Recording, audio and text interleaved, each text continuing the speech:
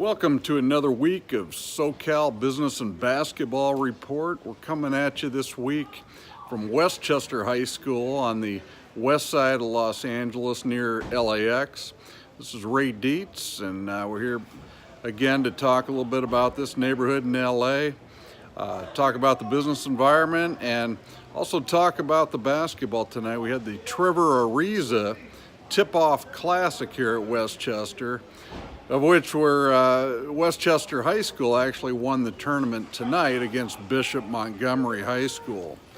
Our neighborhood here, it's near LAX, so we've got Loyola Marymount University, Otis College of Art and Design is nearby, the city of El Segundo with the Mattel Toy Company and a few other companies in the area, and also Playa del Rey and Playa Vista neighborhoods kind of intertwined with the Westchester neighborhood.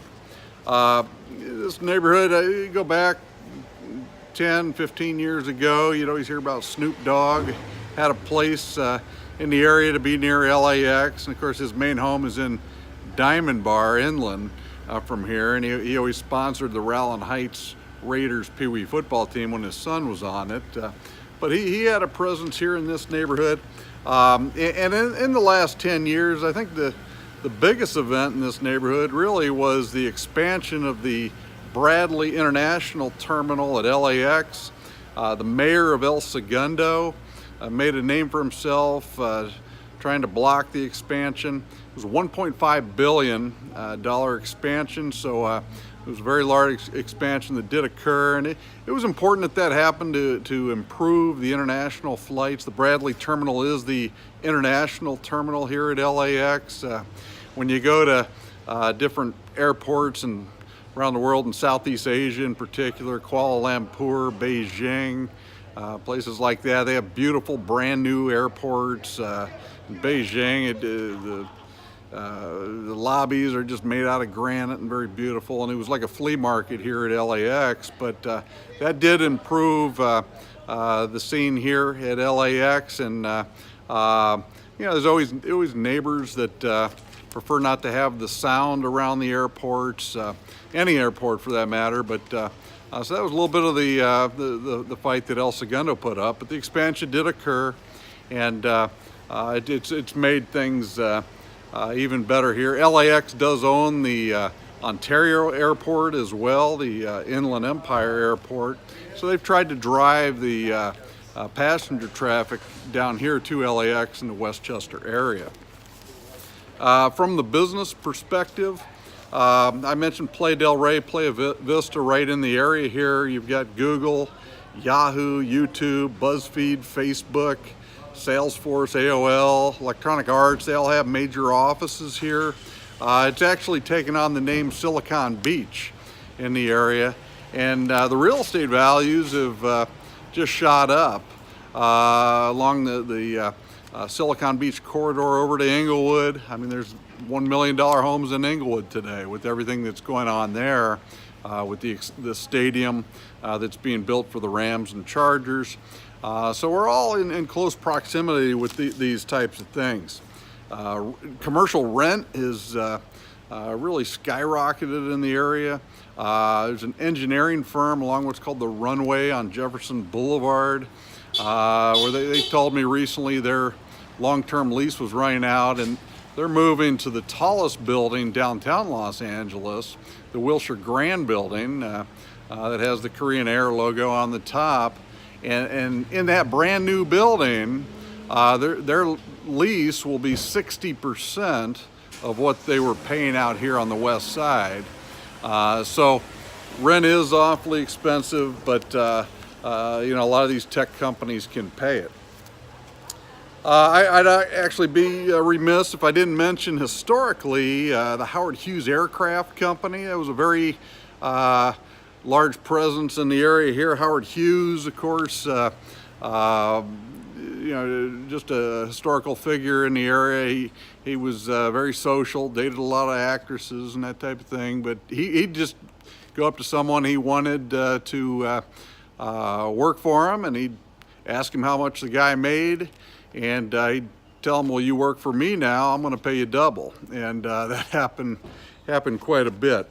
The historical Hughes Aircraft Company with aerospace and defense contracting, which was founded in 1932. The remnants of that would be DirecTV today, Raytheon, and there's a hangar nearby here where it's where they put together the Spruce Goose and also the H-4 Hercules aircraft as well. So now let's move to the basketball here. Tonight it was the championship game of the Trevor Ariza Tip-Off Classic. Prior to the championship game, we had really the third place game. So Notre Dame Riverside, they actually beat Washington Prep, who has a solid team this year. Washington Prep doesn't have any individual standouts, but they're very solid as a team. Anthony Holland is the best player for Notre Dame Riverside, and they could do some damage this year. Anthony, I wouldn't call him a dog, but he's a 6'5", very solid all-around player, and he's physically tough. So they have a good team. They didn't quite make it to the finals. The final game was Westchester 65, Bishop Montgomery 53. Bishop Montgomery, they need to get healthy. Gianni Hunt was still out. Nick Schrader is out. He had a little slight fracture on his leg. But when those two guys do come back, I think Bishop Montgomery will be much better. Gianni Hunt is committed to Oregon State, so he's a very solid point guard. Westchester, Kalen Allen, he's the big man inside for them. About 6'6", but he's wide. He's actually a fifth-year senior. He got a medical fifth year in high school. It's the first one I can recall at this level. And because he had an injury earlier in his career. He came here last year, his regular senior year at Westchester, from Fontana in the Inland Empire. And so he was solid last year. He's a borderline Division I guy, maybe like a Patriot League type of player, Colgate, I'd say, something like that. There are other players, Jordan Brinson, very solid, physical, wiry, kind of combo guard, point guard, two guard, and then he's a senior. He's committed to Missouri State. And Kamani Pollard, 6'1" junior, I think is an up-and-coming player. He's about 6'1", pretty good ball player. Josh Vasquez did not have his best night tonight for Bishop Montgomery. And his younger brother, Jalen, a freshman, he hit a couple of good shots. I think Bradley Ezewiro, the junior for Bishop Montgomery, he's a raw athlete, wide. Obviously not at this level, but kind of reminds you a little bit of Tristan Thompson.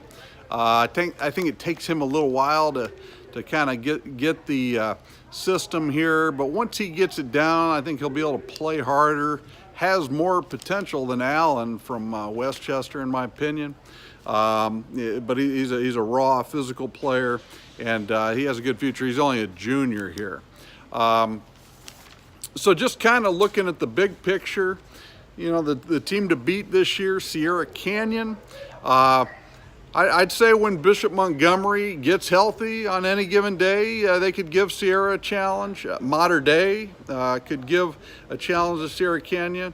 Westchester here, the champs of the tournament at Westchester High School, I think they could give a challenge. Damien here from Southern California could challenge Sierra Canyon. And then the team we saw last week, Sacramento Sheldon, I think could also give a challenge.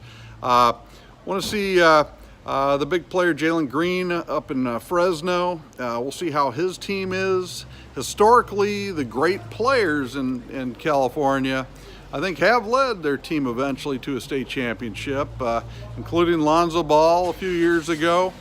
Took until his senior year to lead his team to the state championship. But so we'll see up in Fresno what's going on. But you know, that gives you a pretty good framework for SoCal hoops right now, and we'll look forward to speaking with you again next week with the another recap on another neighborhood with the business environment and all the basketball action.